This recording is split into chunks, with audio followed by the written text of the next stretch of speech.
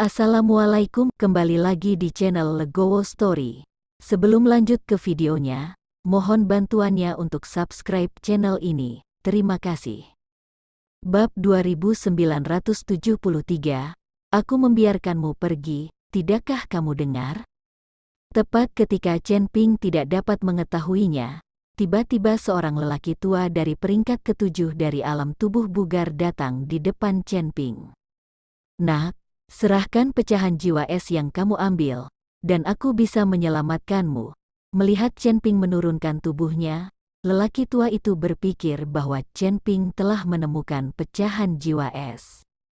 Orang tua itu juga merasa bahwa Chen Ping hanyalah peringkat keempat dari alam tubuh bugar, jadi dia datang ke sini untuk merebutnya dengan tidak hati-hati.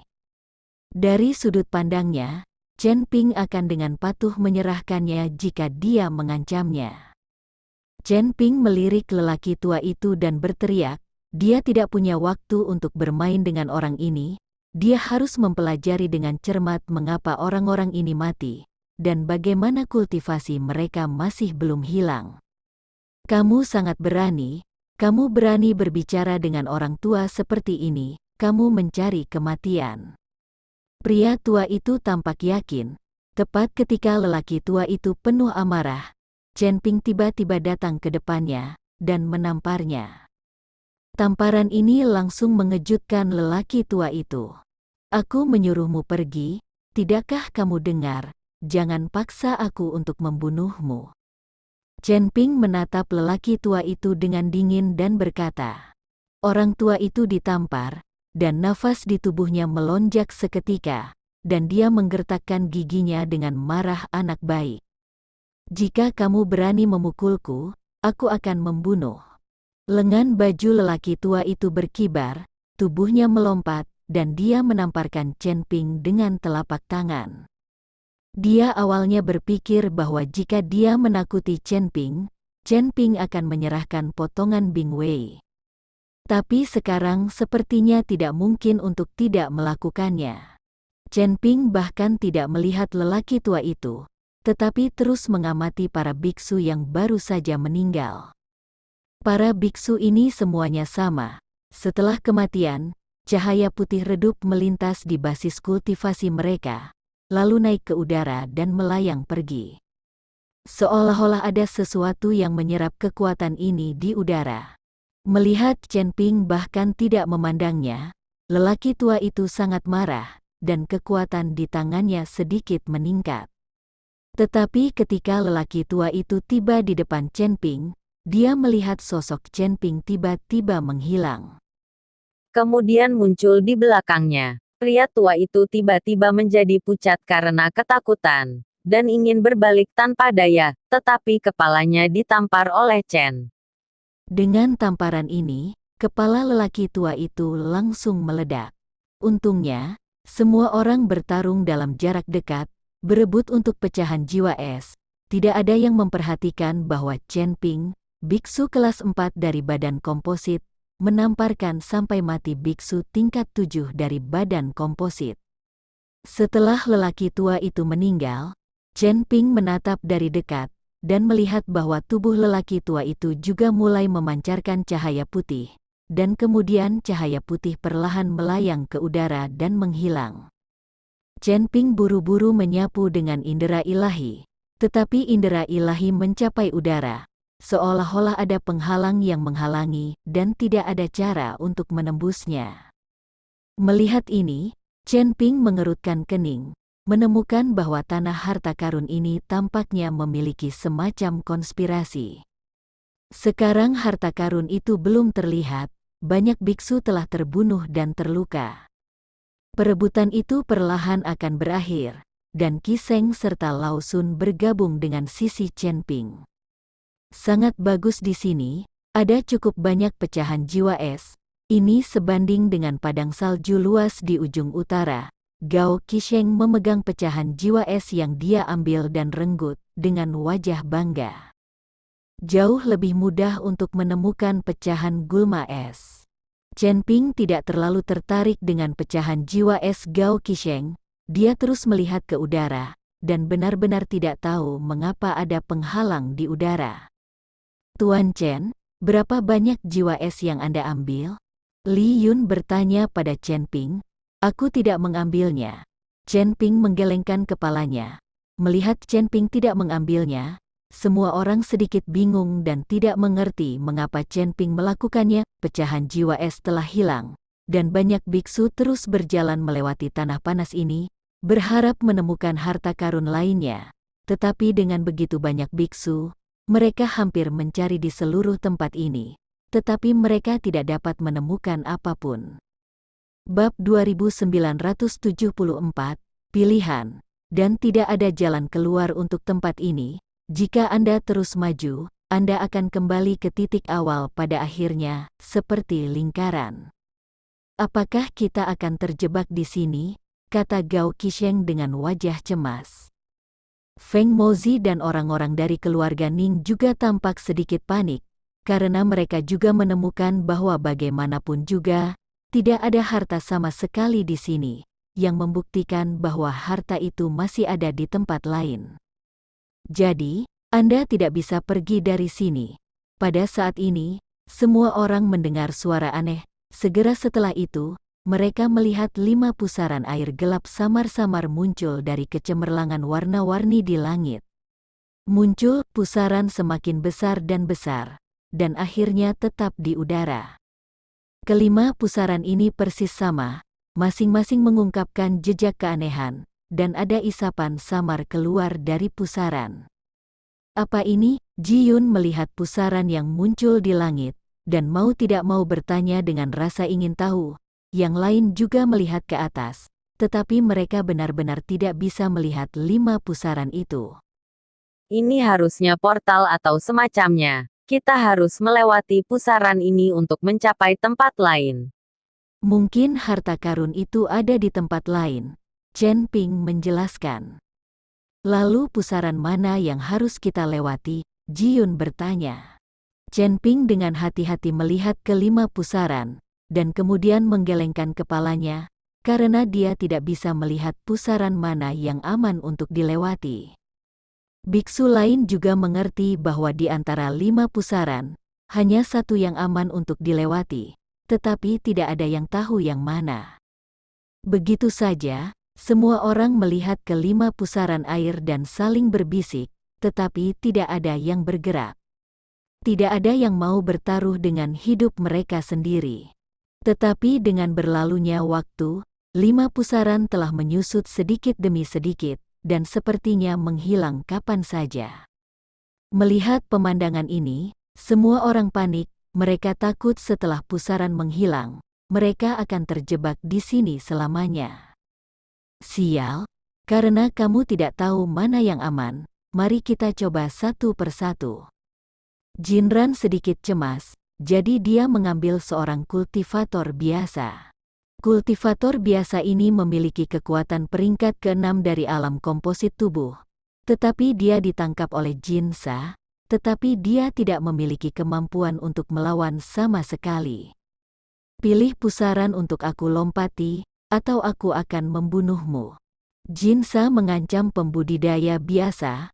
Merasakan ancaman Jinsa, wajah kultivator kasual menjadi sangat jelek. Tetapi di dunia ini di mana hutan memangsa yang lemah, jika keterampilan seseorang lebih rendah dari yang lain, seseorang hanya dapat dibantai. Semua orang menonton dengan tenang, dan tidak melangkah maju untuk membantu. Lagi pula, ini bermanfaat bagi orang lain. Seseorang yang membuka jalan di depan akan membuat orang di belakang jauh lebih aman. Chen Ping memperhatikan dengan tenang, dan tidak menghentikannya. Lagi pula, dia bukanlah penyelamat. Melihat 5 pusaran, Namin Siu menggertakkan giginya. Jika kamu bertarung, bagaimanapun juga kamu akan mati. San Siu tahu bahwa dia mungkin masih memiliki kesempatan untuk bertahan hidup jika dia melompat ke dalam pusaran. Tetapi jika dia tidak melompat, dia pasti akan mati.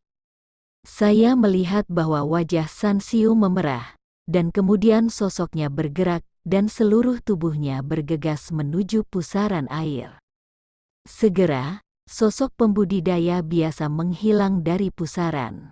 Semua orang menatap kultivator biasa, dan menemukan bahwa setelah tubuh kultivator biasa memasuki pusaran, sejumlah besar distorsi ruang waktu muncul di dalamnya, langsung merobek kultivator biasa menjadi beberapa bagian, dan segera berubah menjadi tumpukan pasta daging. Kamu tidak bisa memasuki pusaran ini, Jinran menulisnya, dan kemudian meraih kultivator biasa lainnya dan berkata, kamu pilih satu.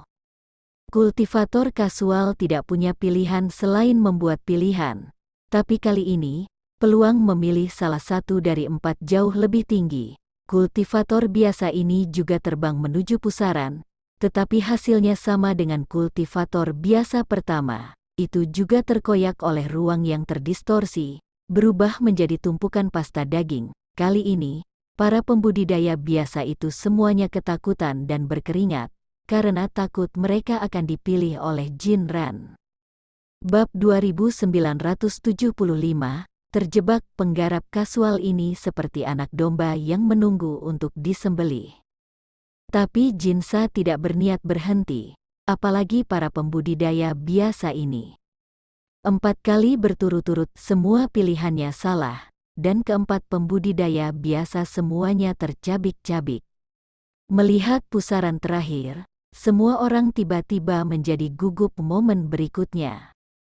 Jinsa mengikuti pola yang sama dan terus fokus pada eksperimen Jingxiu. Lagi pula, ada banyak pembudidaya biasa di sini. Tiba-tiba, beberapa sosok tiba-tiba terbang dari pembudidaya biasa dan langsung menuju pusaran terakhir. Melihat ini, Ning Kaichen dengan cepat mengedipkan mata, dan beberapa pelayan dari keluarga Ning segera mengikuti. Orang-orang ini sangat cepat, karena takut tertinggal. 4 yang pertama semuanya tidak aman, jadi pusaran terakhir pasti aman. Melihat hal ini, Gao Qisheng buru-buru melambaikan tangannya untuk membiarkan beberapa pelayan keluarga Gao bergerak, namun dihentikan oleh Chen Ping. Jangan bergerak, tunggu dan lihat apa yang terjadi. Chen Ping berkata kepada Gao Qisheng. Chen Ping telah berbicara, dan Gao Qisheng hanya bisa menurut. Ketika beberapa pembudidaya biasa dan beberapa biksu dari keluarga Ning terbang ke pusaran terakhir, tidak ada distorsi ruang waktu dan orang-orang ini tidak terkoyak, jadi dia sangat gembira. Tuan, ini aman, seorang biksu dari keluarga Ning berkata dengan keras kepada Ning Kaichen. Ning Kaichen sangat gembira, dan hendak memimpin orang menuju pusaran terakhir. Tetapi tiba-tiba menemukan bahwa kabut hitam mulai memenuhi pusaran.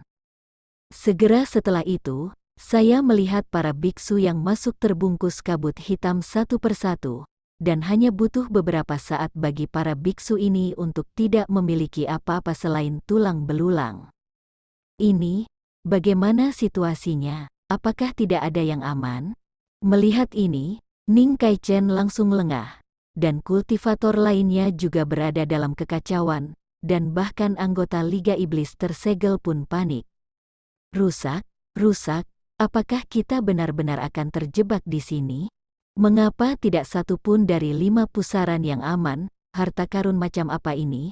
Apakah itu mencoba menjebak kita sampai mati? Ketika Gao Qisheng melihat situasi ini, hatinya menjadi malu. Untuk sementara, semua orang kehilangan akal dan hanya bisa menunggu dengan tenang. Tetapi 5 pusaran menjadi semakin kecil, dan ketika pusaran menghilang, mereka akan terjebak di sini sampai mati. Tuan Chen, pikirkan cara. Li Yun memandang Chen Ping dan berkata, ya, Saudara Chen, kamu memiliki otak yang fleksibel dan banyak cara. Jadi cepatlah dan pikirkan cara, kamu tidak bisa terjebak di sini sampai mati. Old Sun juga berkata dengan panik. Chen Ting memandang kelima pusaran itu dengan tenang, sedikit mengernyit dalam pikirannya. Kemudian Chen Ping mengambil senjata yang patah, dan menggambar sesuatu di tanah yang hangus. Semua orang panik, tapi Chen Ping masih memikirkan pola yang tidak bisa dipahami. Orang ini, Apa yang kamu pura-pura menjadi? Segalanya menjadi seperti ini. Dia masih punya pikiran untuk melukis. Ning Ken melihat Chen Ping menulis di tanah, jadi dia berkata dengan nada menghina. Dia tidak mencoret-coret, dia seharusnya menggambar semacam metode. Ning Kai Chen menatap Chen Ping dan berkata dengan sungguh-sungguh. Jinran dan yang lainnya juga melihat ke arah Chen Ping. Mereka tampaknya sangat tertarik dengan apa yang telah ditulis oleh Chen Ping di tanah. Ketika Chen Ping selesai melukis, dahinya sudah bercucuran keringat. Siapa di antara kalian yang memiliki cermin perunggu? Chen Ping berteriak keras. Ketika semua orang mendengar teriakan Chen Ping, mereka semua saling memandang dengan cemas, dan tidak ada yang bergerak, karena mereka tidak tahu apa yang sedang dilakukan Chen Ping. Baik Gao Qisheng maupun Ji Yun, mereka bukanlah perempuan yang tidak memiliki apa-apa untuk memakai cermin perunggu. Saya memiliki, pada saat ini, seorang kultivator biasa mengeluarkan cermin perunggu bundar. Chen Ping mengambil cermin perunggu dan meletakkan cermin baja di tengah lingkaran yang dia gambar. Bersamaan dengan semburan kekuatan spiritual, Chen Ping memasuki lingkaran sihir. Lingkaran sihir mulai bersinar dengan cahaya keemasan. Cahaya keemasan berkeliaran di lingkaran sihir, dan akhirnya semua berkumpul di cermin perunggu di tengah. Terima kasih telah menonton video ini. Jika Anda menyukai videonya, silahkan like dan bagikan video ini ke teman Anda. Lalu tinggalkan kritik dan saran Anda di kolom komentar. Terima kasih. Wassalamualaikum.